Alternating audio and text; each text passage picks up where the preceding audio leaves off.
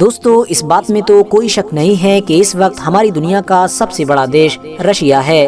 اتنا زیادہ بڑا کہ اگر ہماری دنیا کے سارے خشکی کے علاقے کو 8 حصوں میں بانٹ دیا جائے تو ان 8 حصوں میں سے ایک پورا حصہ صرف اور صرف رشیا کے پاس ہوگا اور باقی کے بچے ہوئے 7 حصوں میں پوری دنیا فٹ بیٹھ جائے گی۔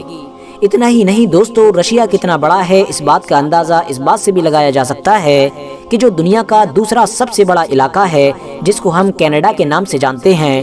وہ بھی ایریا کے معاملے میں رشیا کو کہیں پر بھی ٹکر دیتا ہوا نظر نہیں آتا ہے۔ رشیا کا صرف بارڈر ہی بارڈر لگ بھگ 20,241 کلومیٹر لمبا بتایا جاتا ہے،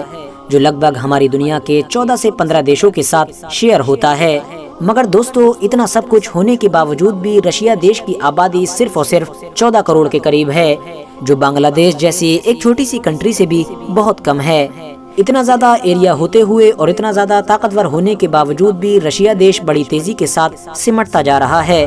ہاں دوستو، آپ لوگ بالکل صحیح سن رہے ہیں، اور یہ سب کچھ پچھلے 30 سال سے لگاتار ہو رہا ہے۔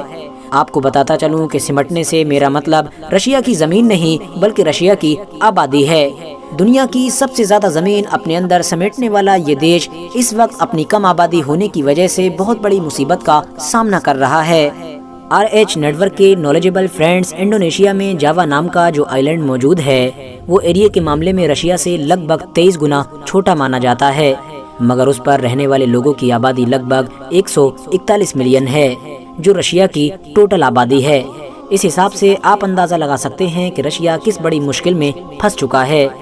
اس بات سے ہی آپ اندازہ لگا سکتے ہیں کہ رشیا آبادی کے معاملے میں کتنی تیزی کے ساتھ سمٹ رہا ہے۔ سن 1900 تک ہماری دنیا میں جتنی بھی سلطنتیں ہوا کرتی تھیں ان میں آبادی کے معاملے میں رشیا کا نام تیسرے نمبر پر آیا کرتا تھا۔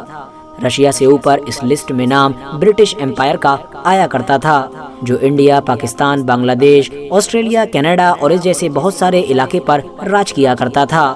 مگر پھر 100 سال کے اندر ہی پوری طرح سے رشیا کا نقشہ بدل گیا اور آج رشیا اس حالت میں پہنچ چکا ہے کہ وہ اپنی نسلوں کو بچانے کی جنگ لڑ رہا ہے۔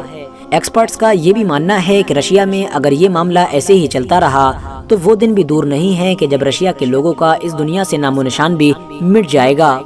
مگر دوستو اب سوال یہ ہے کہ آخر یہ سب کچھ ہوا کیسے؟ آخر رشیا کے ساتھ ایسا کیا ہوا تھا کہ جس کی وجہ سے وہ ایک ایسی بڑی مصیبت میں پھنس گیا کہ جس مصیبت سے نکلنے کے لیے وہ پچھلے کئی سالوں سے کوششیں تو کر رہا ہے مگر نکلنے کی بجائے اور زیادہ پھنستا جا رہا ہے؟ تو دوستو اس کا جواب ہے سیکنڈ ورلڈ وار، جو 1941 سے لے کر 1945 تک لگاتار 4 سال تک چلتی رہی تھی۔ اس خطرناک جنگ میں رشیا نے اپنی ٹوٹل آبادی میں سے لگ بھگ 14% لوگوں کو گنوا دیا تھا، اور جن 14% لوگوں نے اس خطرناک جنگ میں اپنی جان گنوائی تھی، ظاہر ہے وہ زیادہ تر لوگ فوجی ہی تھے۔ ایک فوجی اور آدمی ہونے کے ساتھ ساتھ یہ لوگ اپنے اپنے گھروں کے سربراہ یعنی سردار بھی ہوا کرتے تھے، ایک ایسے سردار کہ جن کے کندھوں پر ان کی فیملی کا بوجھ ہوا کرتا تھا۔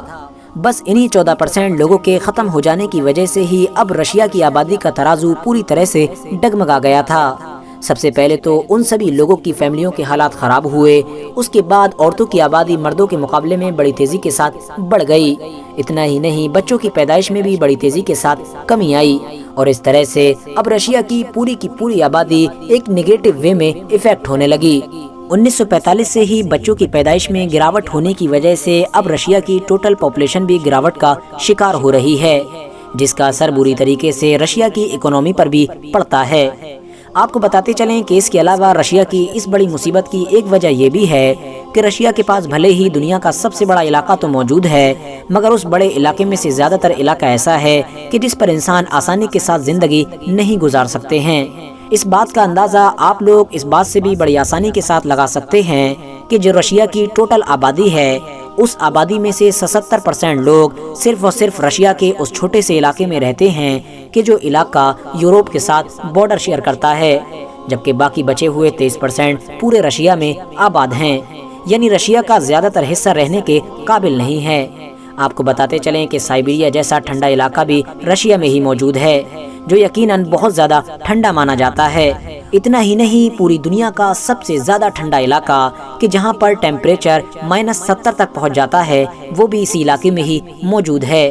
ظاہر ہے اسی وجہ سے ہی زیادہ تر لوگ تو ان علاقوں میں بسنا ہی نہیں چاہتے ہیں، اور اگر کوئی انسان رسک لے کر بسنے کی کوشش کرے گا بھی تو وہ شاید اپنی زندگی سے بھی ہاتھ دھو سکتا ہے۔ یہی وجہ ہے دوستو کہ پچھلے کچھ سالوں میں رشین گورنمنٹ نے امیگریشن کو بھی بہت زیادہ بڑھاوا دیا ہے، یعنی وہ یہ کوشش کر رہی ہے کہ جس طرح سے دنیا بھر کے لوگ یورپین کنٹریز میں جا کر سیٹل ہوتے ہیں، اس طرح سے دنیا بھر کے لوگ رشیا میں بھی آئیں اور یہاں پر سیٹل ہوں۔ مگر ظاہر ہے دنیا کے زیادہ تر لوگوں کو رشیا کی ٹھنڈی اور بنجر زمین پسند نہیں آ رہی ہے۔ یونائٹڈ نیشن کی ایک رپورٹ کے مطابق اگر رشین گورنمنٹ نے بہت جلد ہی اپنے اس معاملے کو لے کر کڑے قدم نہیں اٹھائے تو 2050 تک رشیا کی حالت بہت زیادہ خراب ہو سکتی ہے، اور رشیا اس حالت میں پہنچ جائے گا کہ اس کی آبادی اس لائق بھی نہیں ہوگی کہ وہ اپنی آبادی کے ذریعے سے ایک ایسی بڑی فوج بنا سکے کہ جو فوج رشیا جیسے ایک بڑے علاقے کی حفاظت کر سکے، کیونکہ ظاہر ہے جب علاقہ اتنا بڑا ہوگا تو اس کے لیے فوج بھی بڑی چاہیے ہے۔ اب جب تمہاری آبادی ہی گھٹتی جا رہی ہے تو اتنی بڑی فوج کہاں سے لائی جائے گی؟ فی الحال دوستو آج کی اپنی ویڈیو کو ہم یہیں پر ختم کرتے ہیں۔ ویڈیو پسند آنے پر نہ صرف ویڈیو کو لائک کریں بلکہ اپنے فرینڈز کے ساتھ بھی ضرور شیئر کریں، اور اسی طرح کی نالجبل اور ہسٹوریکل ویڈیوز ہمیشہ دیکھنے کے لیے ہمارے اس چینل کو سبسکرائب کر کے ساتھ ہی میں بیل آئیکن کو بھی پریس کر دیں۔